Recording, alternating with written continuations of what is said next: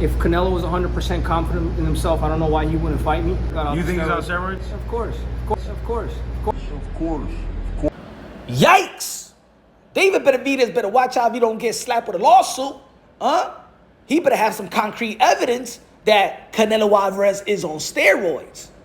Now look. I understand that Eddie Reynoso has come under the microscope because, his high-profile fighters have gotten caught with PEDs, have popped dirty.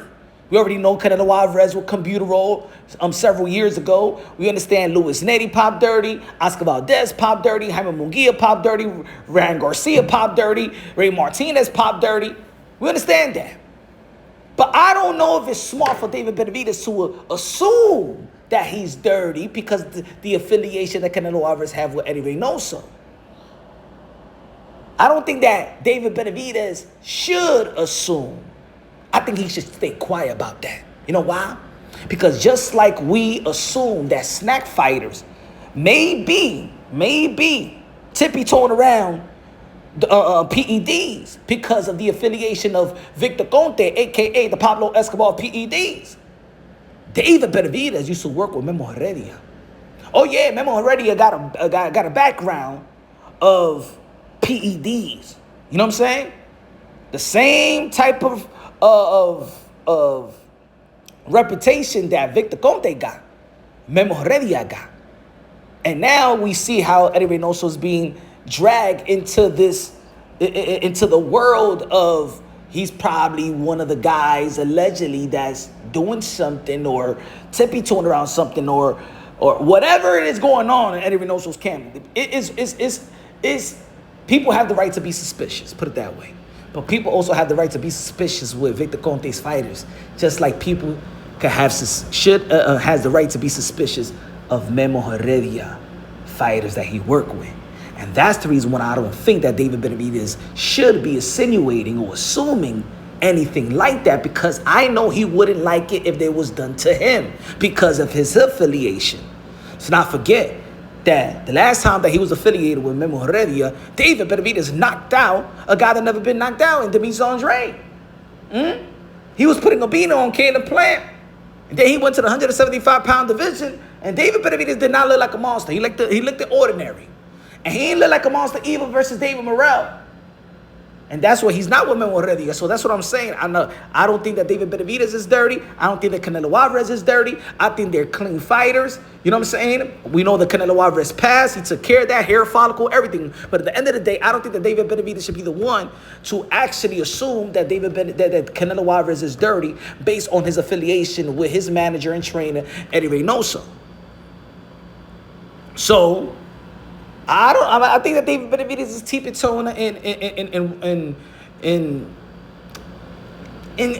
a topic that he shouldn't. He should just keep his mouth shut. Just like Memo Heredia, hopefully these guys are clean, clean trainers and stuff like that. But these guys is banned from other sports. Memo Heredia is banned from baseball and track and field and all the major sports. You know what I'm saying? The NFL, all that. Just like Victor Conte is banned. I don't know why these fighters feel the need to have these guys into the sport of boxing. Because let me tell you like this.